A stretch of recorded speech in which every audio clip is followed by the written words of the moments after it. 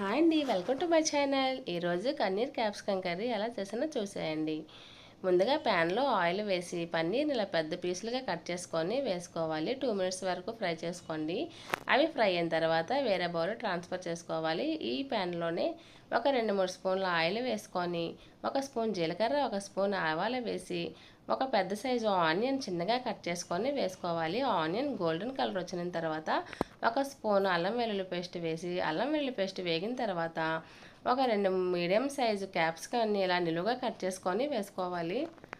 దాని తర్వాత టమాటాలు కూడా 2 తీసుకొని అవి కూడా ఇలా కట్ చేసుకున్న తర్వాత యాడ్ చేసుకొని కొంచెం ఫ్రై అయిన తర్వాత వీటిలో ఒక 1/2 స్పూన్ పసుపు, రుచికి సరిపడా కారము, 1 స్పూను ధనియాల పొడి, రుచికి సరిపడా సాల్ట్ వేసి బాగా కలుపుకోవాలి.